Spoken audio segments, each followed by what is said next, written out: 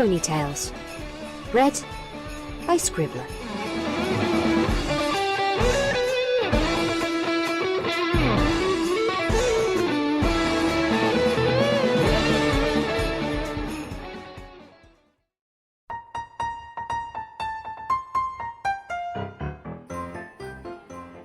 Twas the midmost of winter, and into the town was a place where laughter and cheer could be found. Ponies roamed through the streets with smiles on their faces, seeking bakeries, toy stores, and other neat places. They dashed store to store as quick as could be, in search for some gifts to put under the tree. They bought toys for their kids, such as frisbees and jump ropes, slinkies and robots, as well as bath soaps. Mayor Mare looked around at the ponies and smirked, thanking Celestia that this was how the economy worked. Buyers went off spending, the markets were storming, but there was still much to prepare for this year's Hearth's warming. Princess Twilight was out for a mid-morning stroll, smiling to herself as the bells began to toll. She and her friends cantered all down the street, bringing tidings of joy to every pony they'd greet. The ponies waved back to Princess Twilight's relief, as the holiday spirit had banished their grief. But not everyone was happy, to Twilight's surprise, for before her was a filly with tears in her eyes. She sat on the curb, something clearly eating at her, so Twilight trotted toward her to see what was the matter. "Why, hello, little girl," she said, looking down. "What cause do you have to wear such a frown?" She looked to the princess and said with a sniff, "I don't have any friends to give any gifts." Twilight smiled and said, "Now, there's no need to cry. You can join our patrol and walk by my side. Together we can go and spread cheer to this place.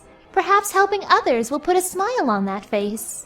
The filly agreed with a vigorous nod, and eagerly leapt to the side of the broad. And so they continued spreading joy where they could, as all of the filly's sad feelings turned good.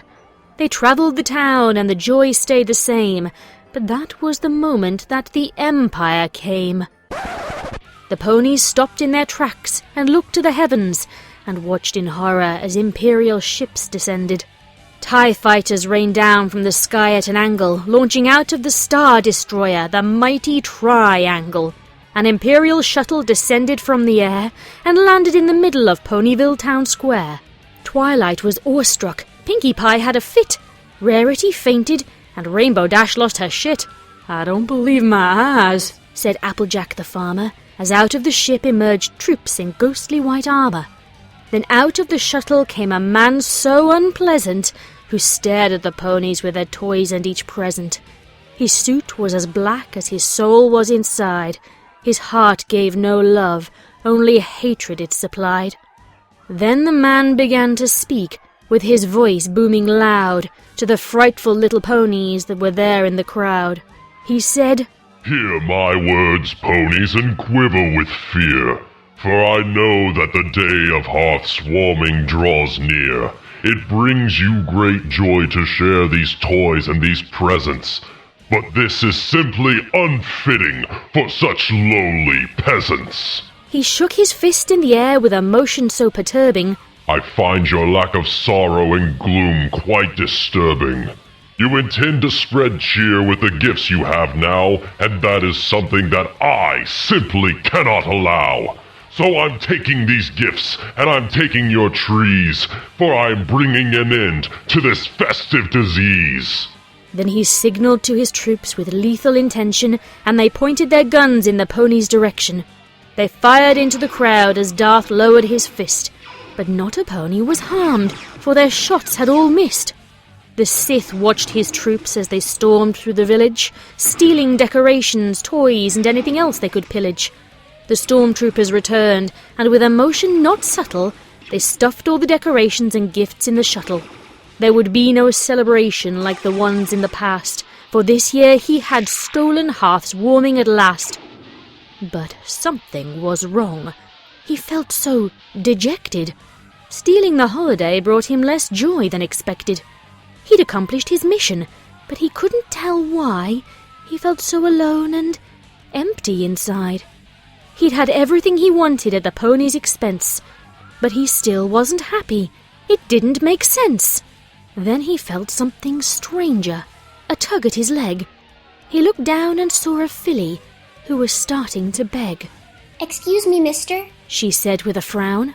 Why have you stolen the gifts from every pony in town? He stared at the girl, then said to himself, I am claiming these toys and these gifts for myself.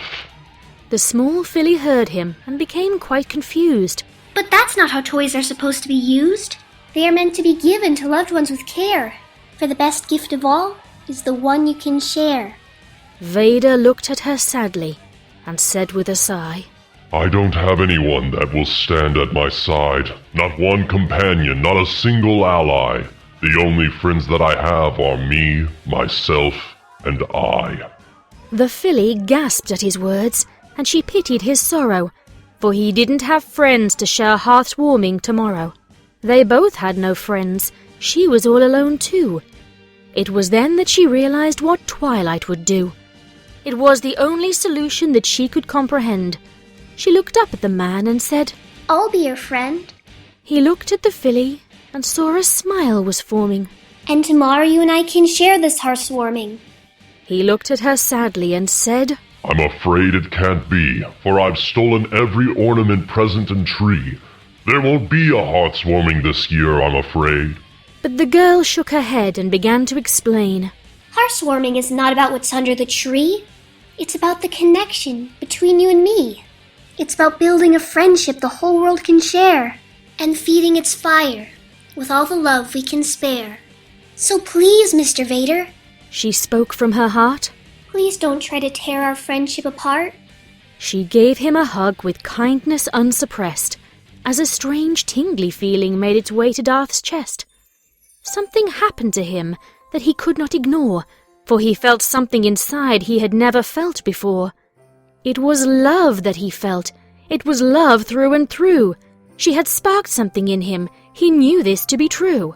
So in an instant they dashed to the shuttle so quick, then turned on all the systems and gave the engines a kick. They flew into the town and landed back in the square, and brought out the gifts with the greatest of care. Darth returned every gift to the ponies with glee. Then he pulled out the ornaments, and lastly the tree. Some faces were puzzled, and others were stony, as he spoke to the crowd. Gather round, every pony. I'm sorry to say that I have made a great error by stealing these gifts and spreading nothing but terror. But today I'm hoping to bring that to an end. Can you find room in your hearts to forgive me, my friends? The ponies all cheered, much to Lord Vader's surprise, and each pony embraced him with joy in their eyes. A celebration began with the joy he ignited, and for once in his life, Darth Vader felt delighted. It surprised him at first how his mood it had changed, and he felt even better with each gift he exchanged. The last pony he greeted that day was the filly, and he knelt down beside her with an expression so silly. He said, I can never repay you enough for this favor, but here is my gift to you. It's your very own lightsaber. She accepted the gift and returned an embrace, a hug that brought tears of joy to Darth's face. For Vader had learned quite the lesson indeed, that his anger and power was nothing more than a weed. The key to happiness, he had learned this day, was to love all your neighbors in the old pony way.